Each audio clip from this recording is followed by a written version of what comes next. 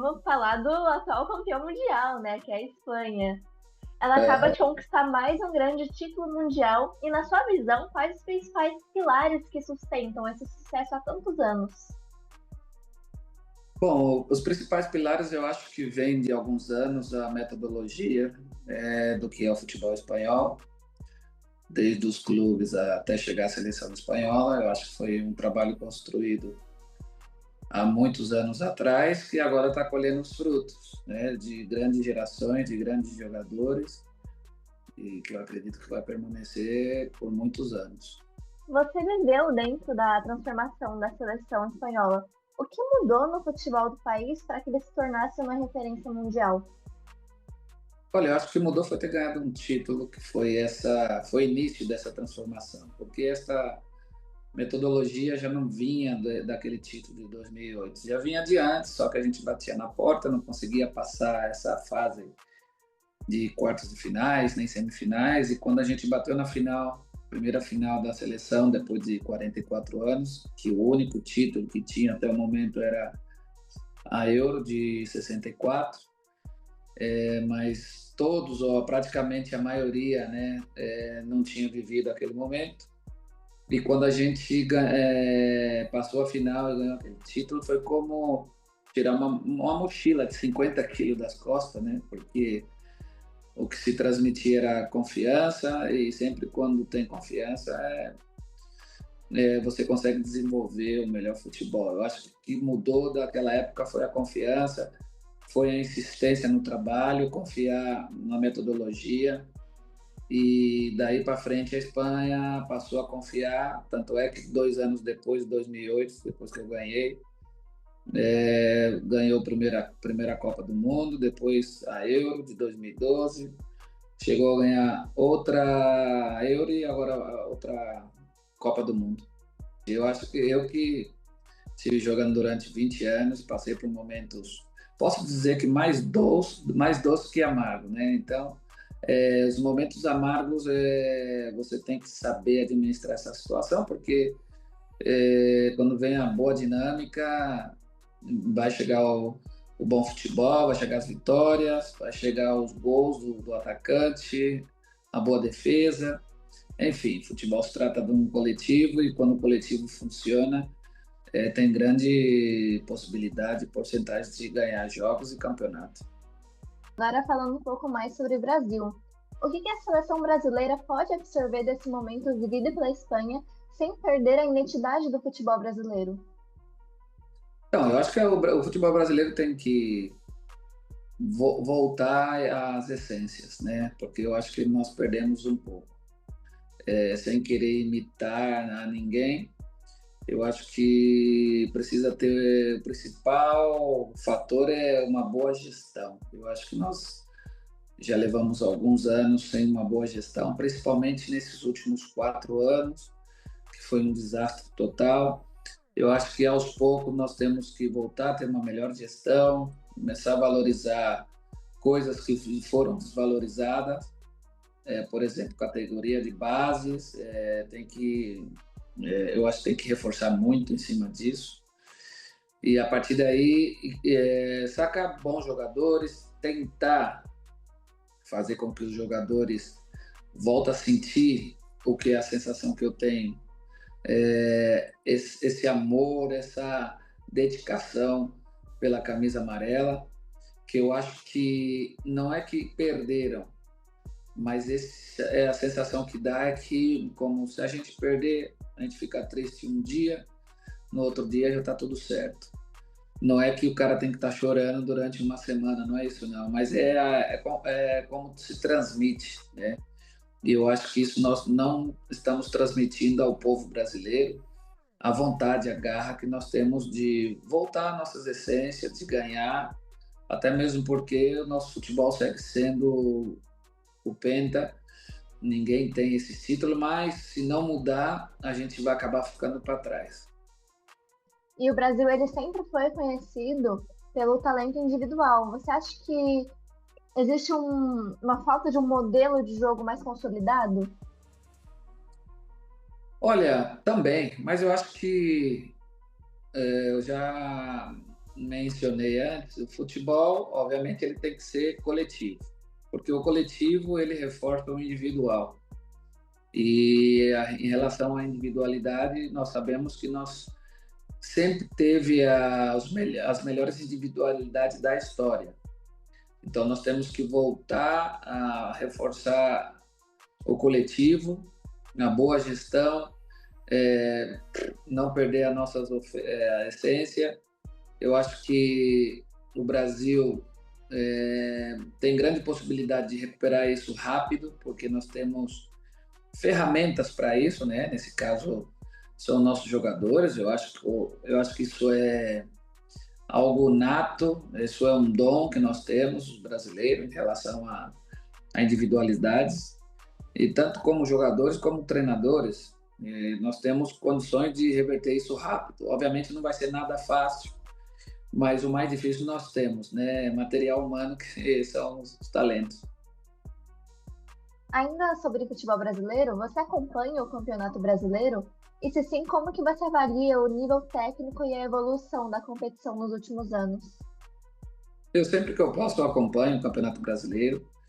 Eu acho que o que tem enfraquecido o Campeonato Brasileiro em relação aos brasileiros de origem, obviamente, é que hoje em dia os grandes talentos vêm para a Europa muito rápido. Isso faz com que a gente perca a qualidade de jogadores brasileiros. Obviamente, o Campeonato Brasileiro, eu vejo um campeonato forte, muito forte, mas, porém, tem muitos jogadores estrangeiros, né?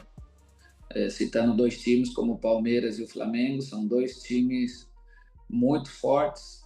Depois vem os demais, mas tem muitos jogadores estrangeiros. Eu acho que a gente tem que tentar resgatar isso. E se não é o caso de não resgatar jogadores que jogam somente no Brasil, pelo menos ter uma boa gestão.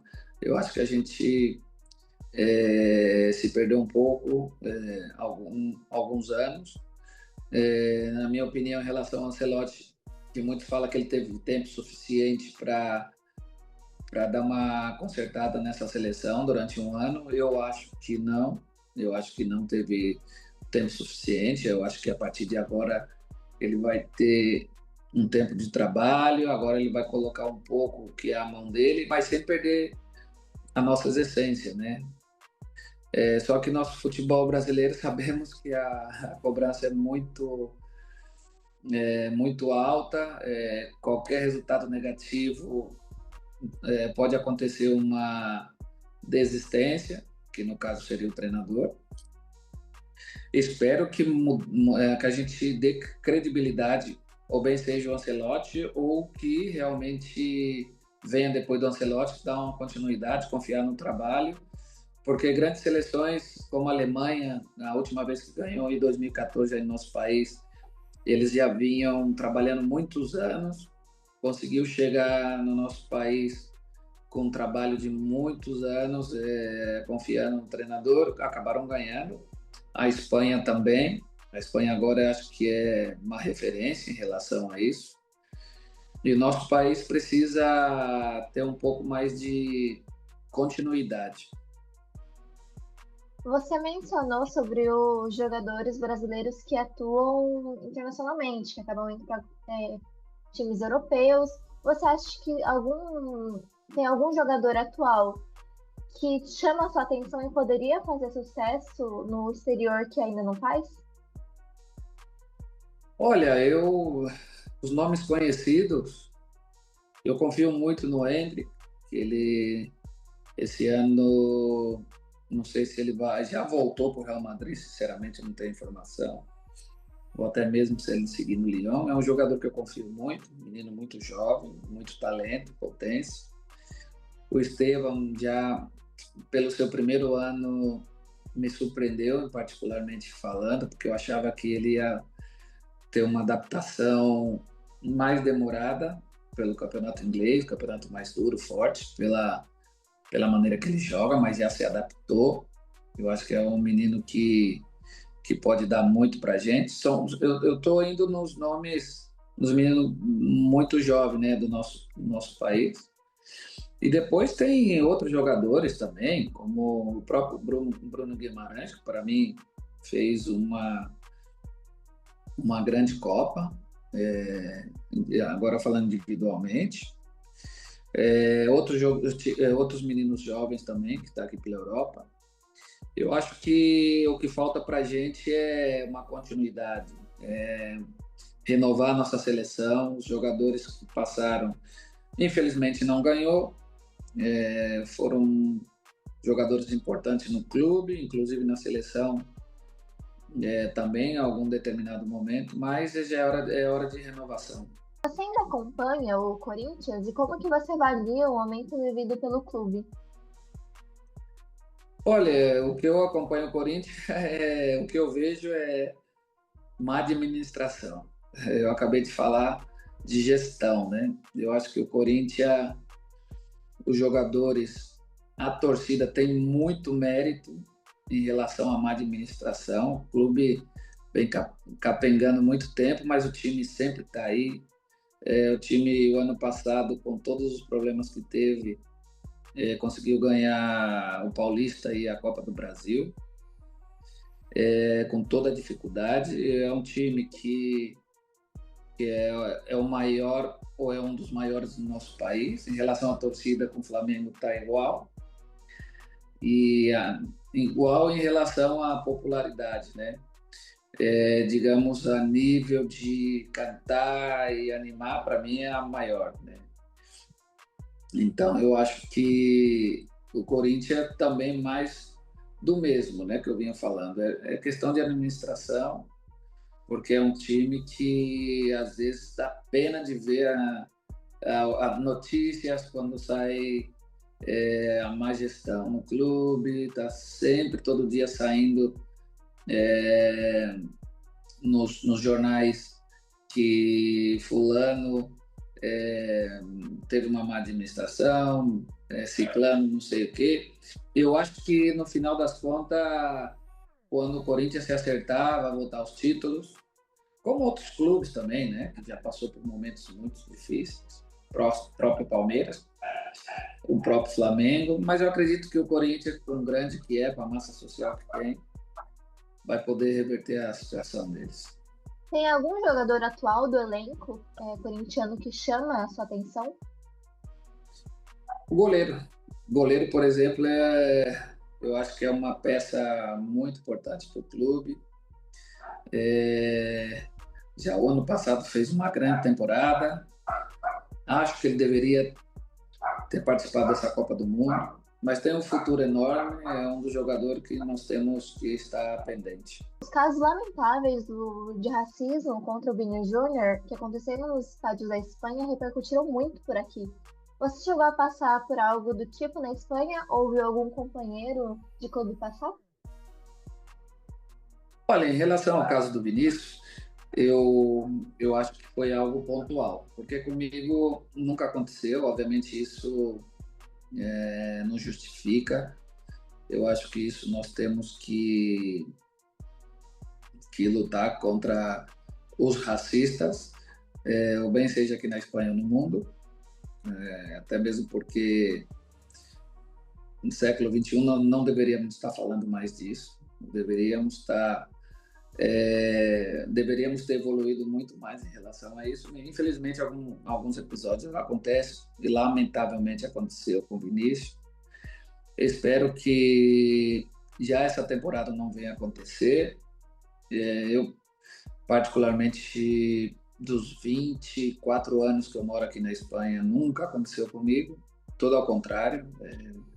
Tenho amigos aqui, meus filhos nasceram aqui, mas cada vez que eu vejo algum episódio, como o caso Vinícius, me dói porque eu me identifico, a mesma cor de pele que a minha, e isso é como se fosse um irmão meu, e isso eu repudio, né? Então, eu espero que isso não venha acontecer, que o Vinícius, obviamente, se dedique e tranquilamente jogar o futebol, o talento que ele tem, e nos dá alegria, né? Porque é um jogador que hoje em dia é um dos poucos talentos que a gente vê destacando pelo mundo.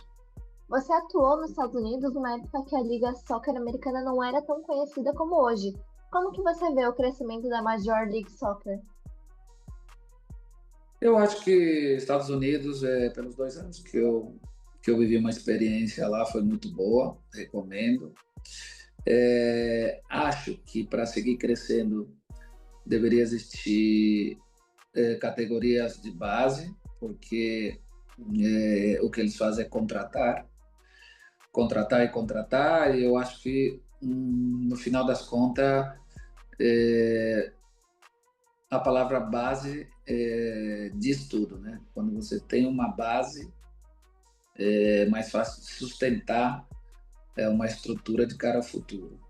Se você não tem uma base, é muito difícil. Isso é muito fácil, né? Como um edifício, se você não tem uma base, ele cai. Então, eu acho que Estados Unidos, quando a experiência que eu tive foi muito boa, mas eu acho que o futebol dos Estados Unidos começar a ser mais visto, ser mais valorizado, tem que fazer como os demais países de tradição, que nem a Sul-América, a Europa. Aí eles tinham que sair um pouco dessa tradição deles de só contratar e não trabalhar categorias inferiores, e no caso, como eu falei antes, a base. Então, eu acho que Estados Unidos é um mercado legal para ir jogar, viver uma experiência, mas ainda eu acho que está longe do que é o futebol tradicional, tanto na Sul-América como na Europa. Falando em contratação, o Casemiro, que acabou de sair da Copa do Mundo, ele foi anunciado pelo Inter Miami e vai jogar com Messi, Suárez e companhia. Como que você vê esse movimento dos craques indo para os Estados Unidos? Olha, eu acho uma ótima opção. Eu fui um deles que escolhi para jogar, porque era um mercado que eu tinha curiosidade de conhecer, viver uma experiência. Volto a dizer, é um mercado que eu recomendo. Recomendo para jogadores que já viveu uma experiência tanto na Sul-América como principalmente na Europa. No caso do Casemiro, perfeito. Casemiro está numa época onde ele vai desfrutar muito lá. Eu, no caso dele, iria também, porque já viveu muitos anos na Europa, viveu a experiência de ganhar títulos de Champions, depois na Inglaterra.